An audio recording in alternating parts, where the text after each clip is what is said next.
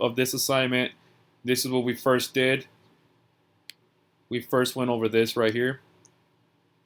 So we finished this part of the assignment. Okay.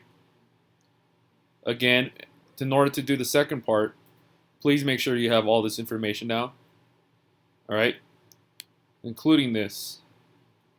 You should look at the first video if you don't know how to insert the images. Day 1 of the assignment. Okay.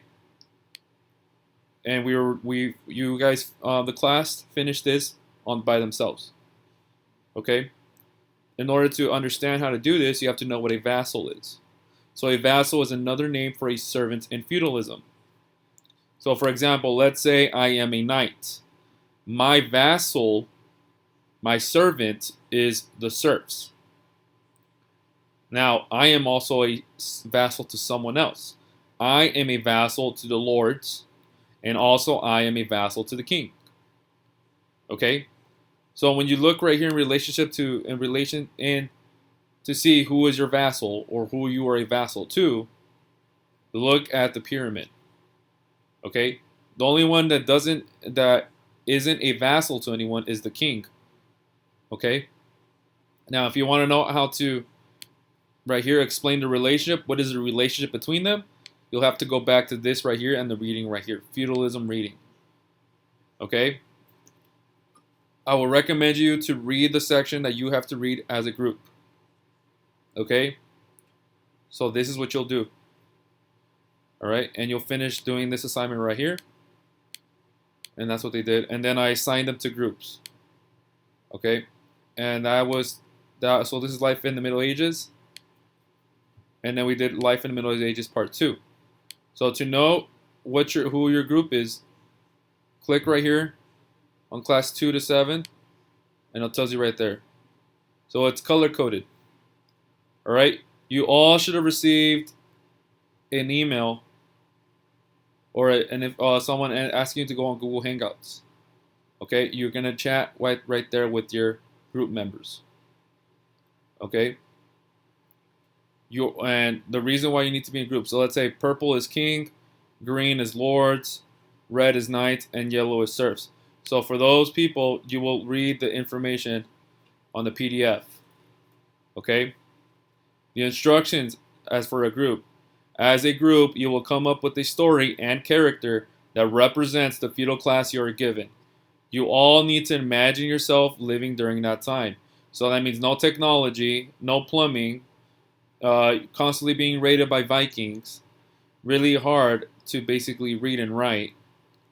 Okay? Keep that in mind when you're talking about your character. And describe the role you have within feudalism. The pyramid. This one right here. Okay, so if I put you and your group is the knights, you have to basically pretend you're a knight when you're writing your story. You're going to write your story right here. All right, pay close attention. You will come up with dialogue with every member in feudalism and describe the relationship you have with that member from that class, such as whether you serve them or they serve you. So you're going to have to, if I'm a knight, I'm going to have dialogue within the lords, the king, and the serfs. All right? And you're going to describe the relationship you have with all of them. You are required to use all the vocabulary terms that were covered on the first Google slide of the assignment. These vocabulary terms right here. Okay?